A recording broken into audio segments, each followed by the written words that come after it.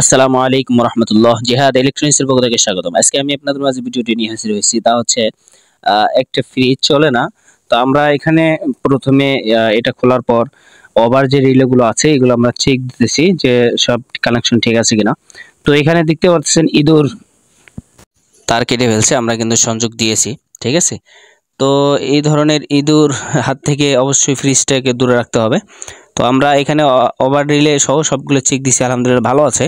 কিন্তু এখানে আমাদের তারটা ইঁদুরে কেটে ফেলছে।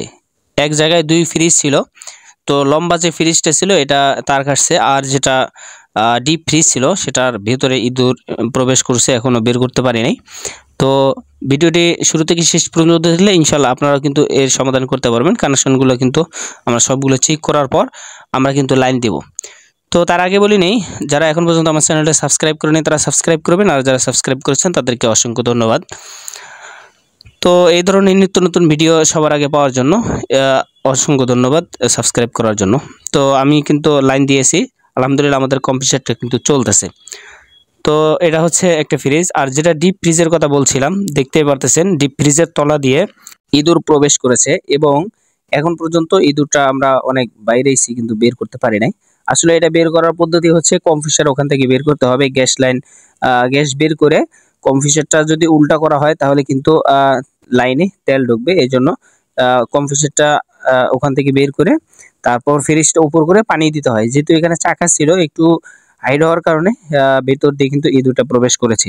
তো এই ধরনের চিপায় চাপায় যারা ফ্রিজ রাখেন অবশ্যই তাদেরকে নিচে যে ফোমটা থাকে এটা অবশ্যই লক্ষ্য করতে হবে, এবং এমন জায়গায় ফ্রিজটা রাখতে হবে যাতে এখানে এই ইঁদুর না প্রবেশ করতে পারে। এবং ইঁদুর এখানে কিন্তু ফ্রিজের নিচের কিন্তু একটা কভার পাওয়া যায়, আপনারা কিন্তু এটা ব্যবহার করতে পারেন। বিশেষ করে ফ্রিজের তলার যে কভারটা এটা অবশ্যই কিন্তু ব্যবহার করবেন। আর যদি কভারটা না পান অবশ্যই এখানে কিন্তু কাঠের ফ্রিজের কভার কিন্তু বানিয়ে নেওয়া যায়, এটাও কিন্তু ব্যবহার করতে পারেন। যাই হোক, উপর দিক দিয়ে আমরা দেখতে পারলাম কোনো প্রকার ইঁদুর মানে আক্রমণ করে নাই, নিচ দিয়েই আসলে এরকম সমস্যা করছে। তো আমরা ফ্রিজটা অনেক চেষ্টা করলাম কিন্তু ইঁদুর বের করতে পারিনি এখন পর্যন্ত। তো এটা সিস্টেম হচ্ছে আপনার এখন ওই কম্প্রেসারটা আসলে ওখান থেকে বের করে তারপর উপর করে পানি দেওয়ার পর তারপর আবার কম্প্রেসারটা লাগিয়ে গ্যাস দিতে হবে। এই ধরনের হয়রানির থেকে সেফ হওয়ার আগেই আপনাদেরকে অবশ্যই ফ্রিজ এমন জায়গায় রাখতে হবে যাতে ইঁদুর প্রবেশ না করে। এটা একটা হচ্ছে সিঙ্গারের ফ্রিজ। তো যেহেতু আমাদের এখানে কম্প্রেসারের এখন ওয়ারেন্টি আছে, এজন্য কিন্তু আমরা এখন কোম্পানির সাথে যোগাযোগ করতেছি। তো আপনাদের এরকম সমস্যা হওয়ার আগে অবশ্যই সতর্ক অবলম্বন করতে হবে। দেখতে পারতেছেন অনেক দিক দিয়ে কিন্তু আমাদের ক্ষতি করছে। দেখেন ৩-৪টা কিন্তু ছিদ্র করছে, এবং অনেক বড় বড় ছিদ্র করছে, যেগুলো আসলে কি করা যায়, মানে অনেকটা আমরা চিন্তিত অবস্থায় আছি।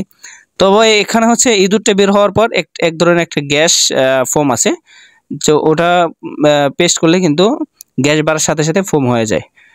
তো আজকের ভিডিও এই পর্যন্ত, দেখা হবে নেক্সট টাইমে কোনো এক ভিডিওতে ইনশাআল্লাহ। তো ভিডিওটি কেমন হলো অবশ্যই কমেন্টস করে জানাবেন। তো আমার জন্য দোয়া করুন। আসসালামু আলাইকুম রহমতুল্লাহ।